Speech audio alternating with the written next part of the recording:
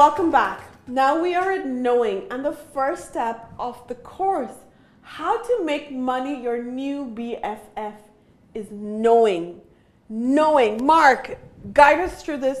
Teach us all that you know about this. Oh, wow. Don't start me because I'm not going to end. I love this. Well, first of all, you cannot change what you don't know.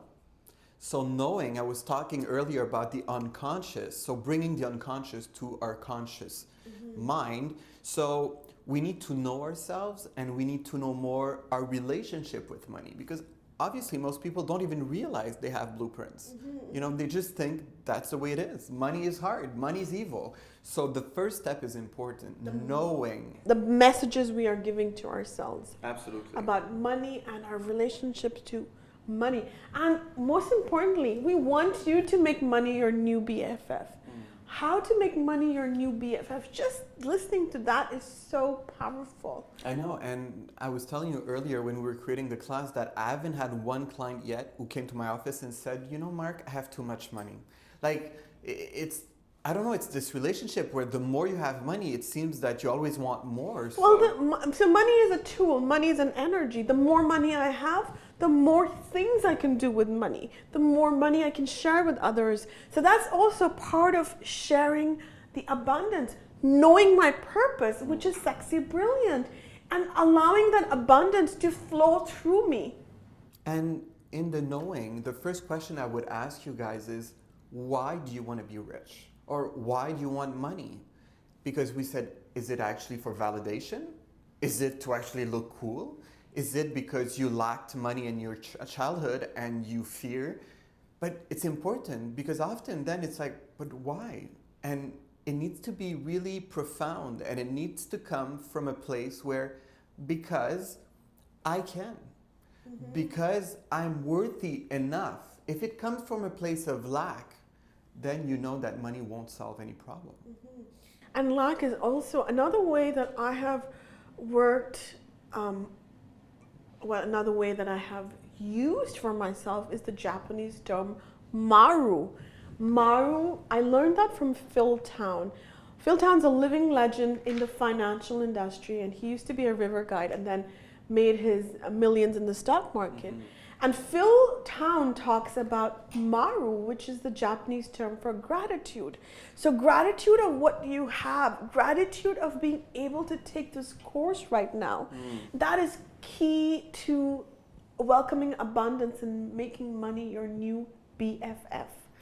And there's another word, you're talking Japanese. I learned from a Chinese that when you speak Chinese, I think it's Chinese, maybe it's Japanese, but when you say I have a big problem, when you translate it in Chinese, they don't know what a problem is. It's actually translated, I have a big opportunity. Wow. So there's no problem, only opportunities for growth. I love that. I absolutely love that. And I don't know who said that, but I've read something like that. Is that Marianne Wilson who talks about that? I'm not sure, but oh yes, and it's there's an amazing book called The Law of Divine Prosperity, and yes, she talks about what we're talking about. And hold on, Marianne Wilson talks about it where she says there is opportunity everywhere, and we're going to share that quote with you. Not necessarily, we're not going to share the book name, okay? All right. So knowing. So let's start the knowing. First thing we got to understand is that every thought is a cause that produces an effect, right? So the shift in perception changes everything. So for example, knowing is, we're talking about a thought process. Like, if I think I'm poor, does that mean I will be poor? Or if I think I do not have enough, does that mean that I will not have enough? Please talk to us a little bit about that. So every thought that you think about creates your reality. So the more you think about your debt, the more anxious you become, and you close the energy for abundance. And then the more you see debts coming, the more you think that love is hard, the more you create bad situations in your relationship. Mark, when you're talking about debt, right? So most of us have some debt, one mortgage or credit card bills or whatever it is. Now, What do you mean about if you think debt is a negative thing? That's what you said right now? Yes, because if your debt defines your daily choices, defines your self-esteem, you become your debt.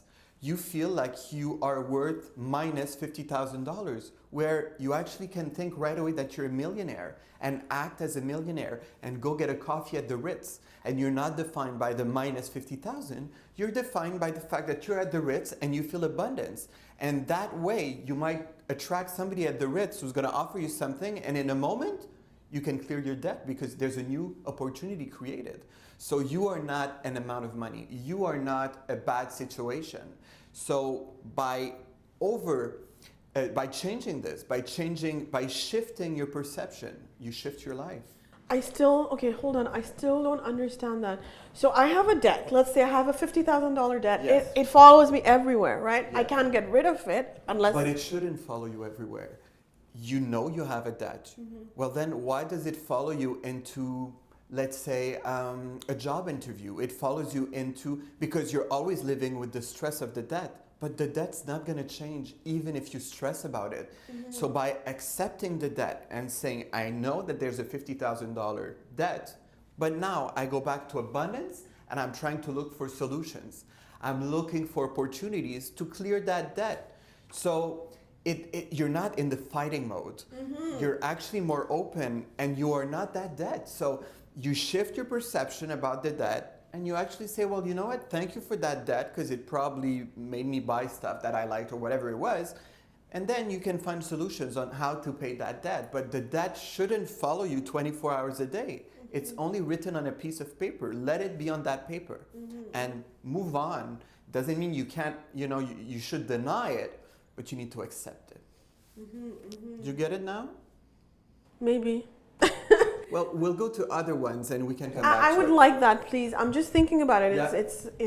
And But that's huge, right?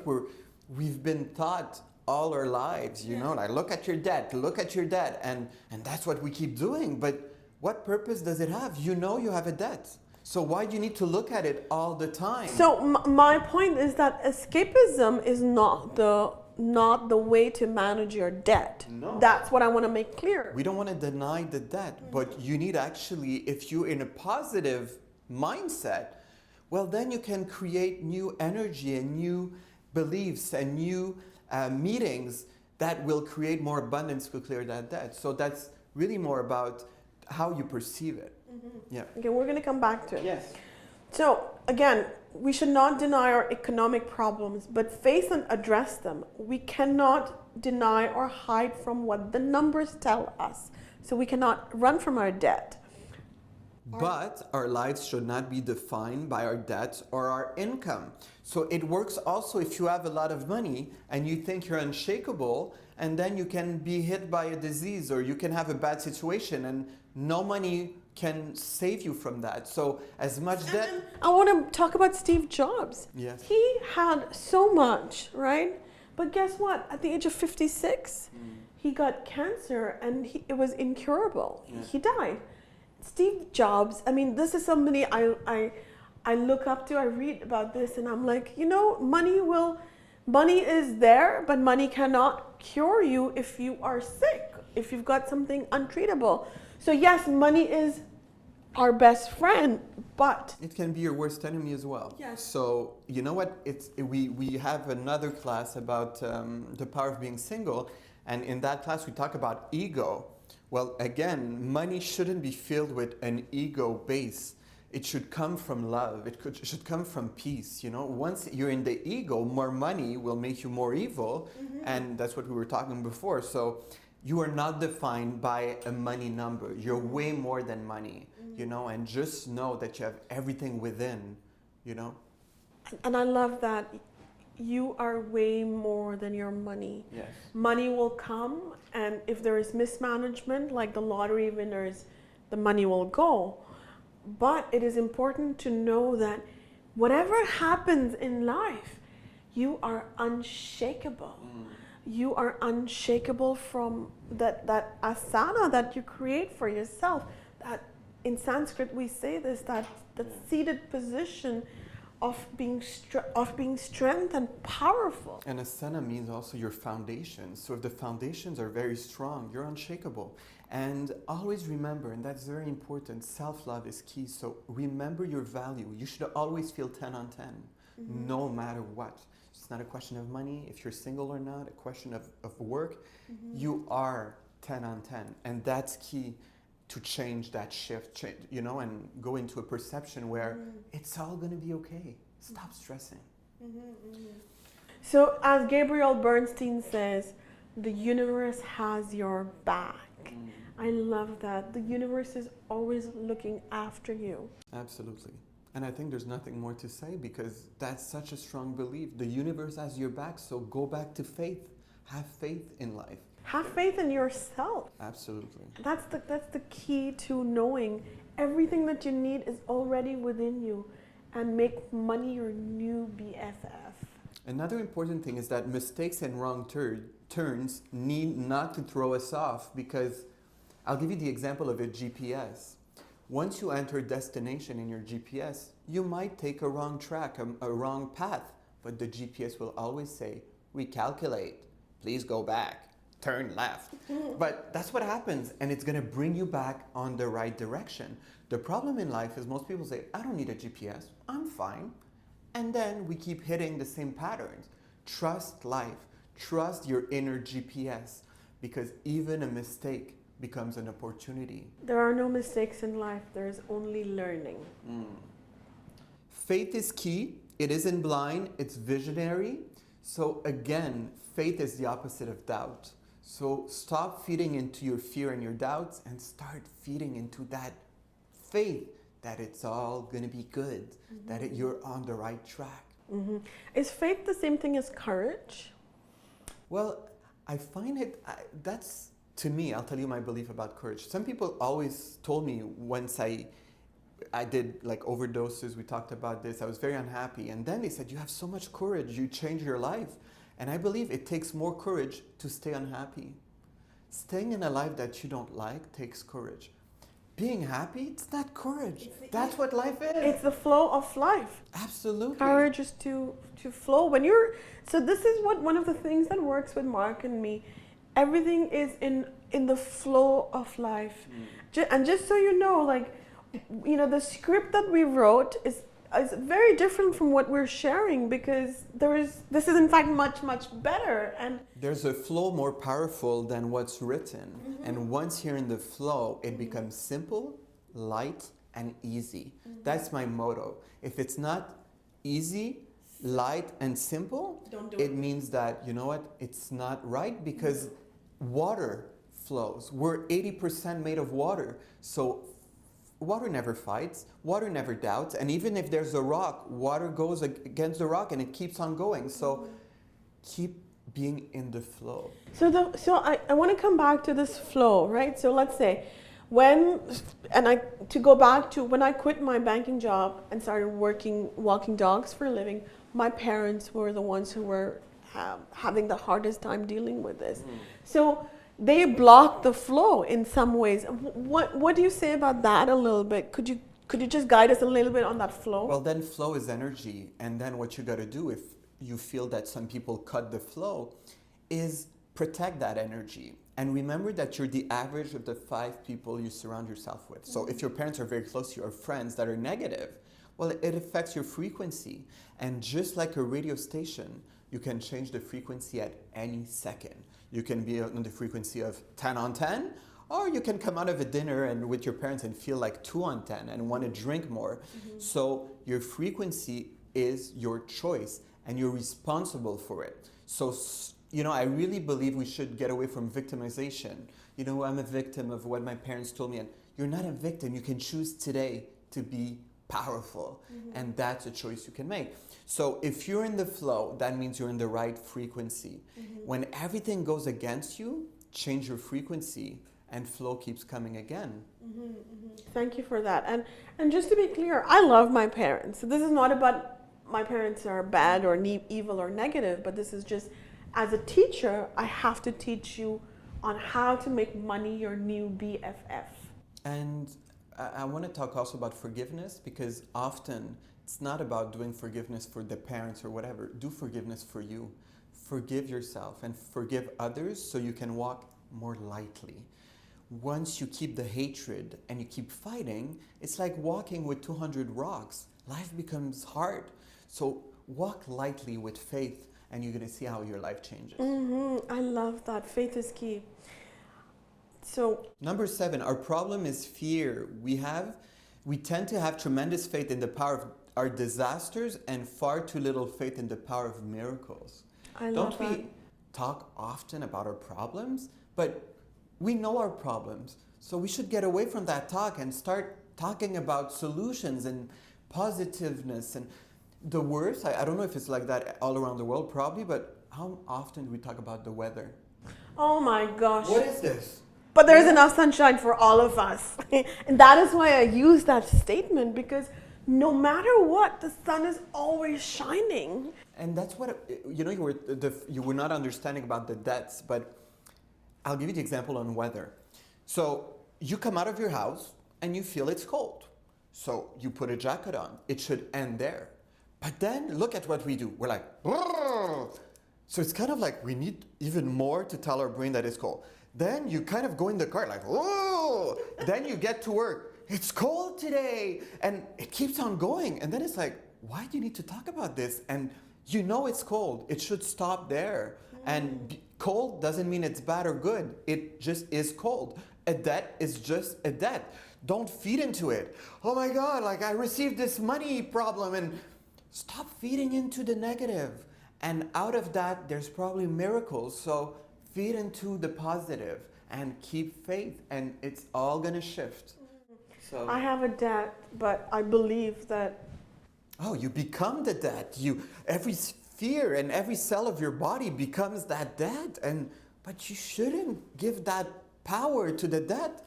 And so this is very, very important, because we talk about power all the time, right? The power.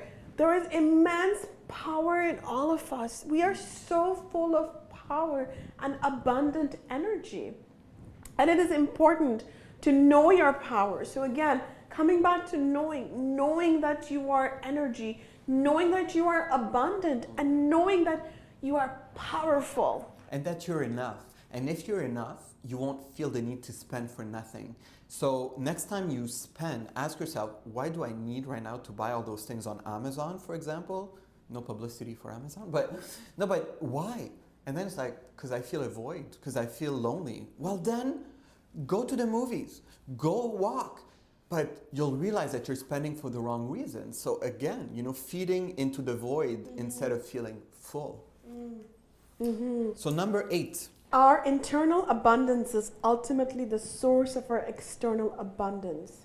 Who we are, not just the service we provide, creates more money.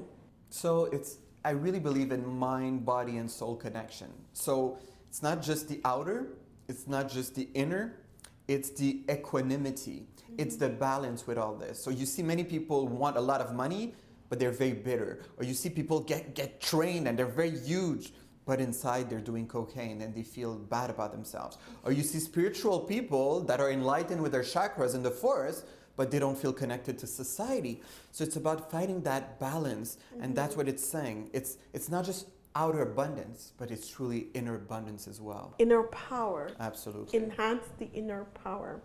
I love talking about sabotage. There's a class I give about positive intelligence, and you got to know what sabotages your relationship with money. And we talked about it before. Too often it's our limiting beliefs and bad programmation. So by being unprogramming conscious, it. absolutely. Spending time unprogramming it. So one of the things that I did was to unprogram all that I had been taught growing up.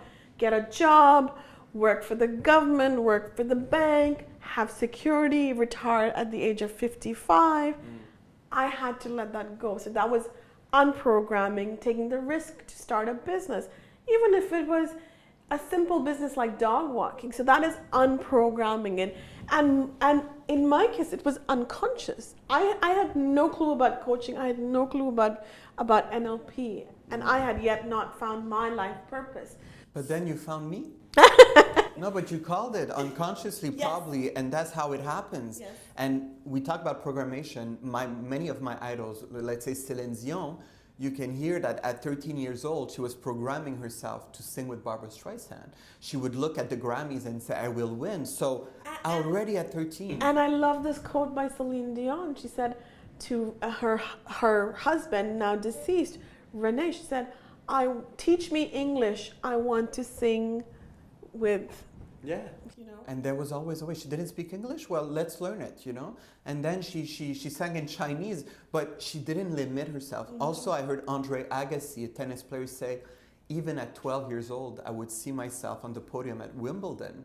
So at 12 years old, he was creating his reality. Wow, that's huge. So always, if things are going wrong in your life, it's probably time to shift and unprogram stuff and do an update, just like the phone. What do I need to unprogram right now that is cutting the flow and energy? I love it. Number Next, 10. when you stop the pattern of victimization, you should ask yourself, do you prefer to be right or do you prefer to be happy? I don't know many people who've been happy just because they were right. You know, that's just ego. I want to prove to you that I'm right. And then once you're right, what happens? You win a prize? No, it's just your ego that feels better. So stop wanting to be right. Just be happy. Stop the fight. Stop like having that ego driven saying, I'm going to prove to you. That's energy not well spent. And you know, emotional energy, it takes so much energy to be in that emotional blockages and to actually start, you know, gossiping. And so go back to being happy, and it's key for the rest, really.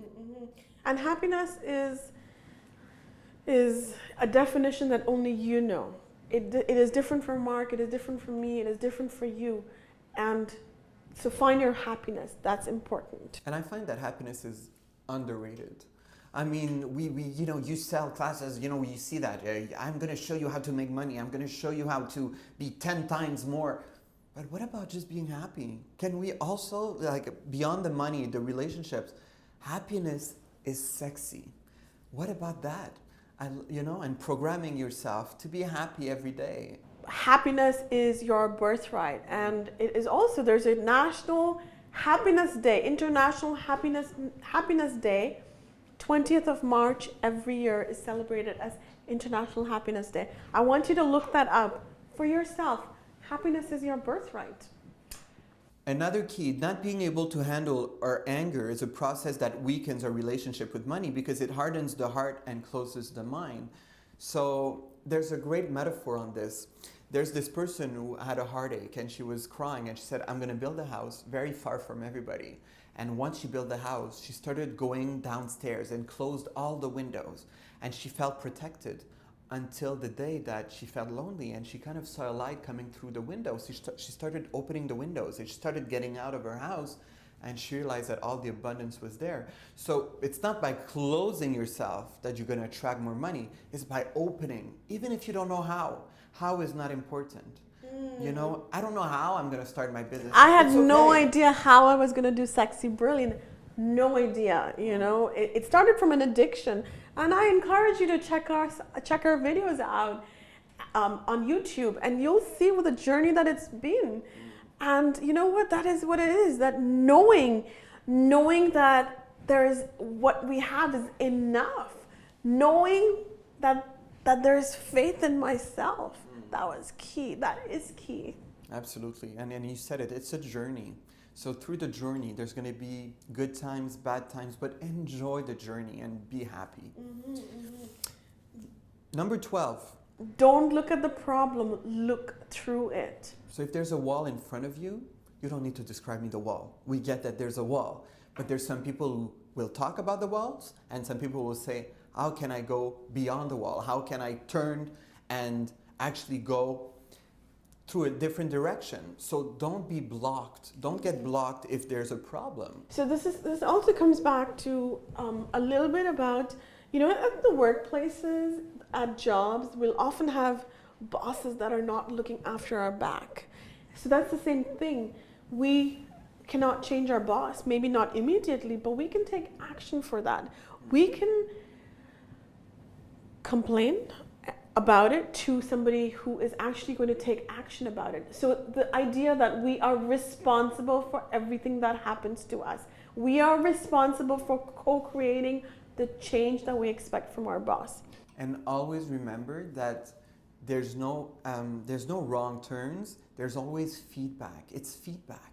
So you get feedback from every situation. So instead of saying... learning from So every situation. a problem is not a problem, it's a feedback. So if you can see it that way, then, a client that says no is not satisfied, he's giving you information. So welcome that instead of saying it's a problem. So our last one is, a failure remains a failure only if we refuse to learn from it. So it says it all, right? So there's no failures in the end. We talked about opportunities. It's learning. Yeah. And we're students of life. And as a coach, as an entrepreneur, we got to keep evolving. And for that, we need to learn. And we need to realize that it was no failure, because the failures brought you where you are, right? Who says, Steve Jobs says, connecting the dots, looking backward. And, it's also important to say that everything that happens to us is meant to teach us something important. Absolutely. So again, acceptance of what is. So I think it sums up really how knowing. So in this part of knowing, we teach you that beyond money, we are whole and complete. So are you nourishing the lack of in your life? Or do you feel full? Are you in your ego, or you're in love and abundance, really? Do you sabotage yourself by letting your emotions get in the way? Are you programmed for thoughts? So again, coming back to self-knowledge, coming back to taking our power back. That is key here. Mark, any final thoughts before we move on to our next module? Well, simply that it's all going to be okay. Breathe. And we'll see you in module 2. Love that. Thank you.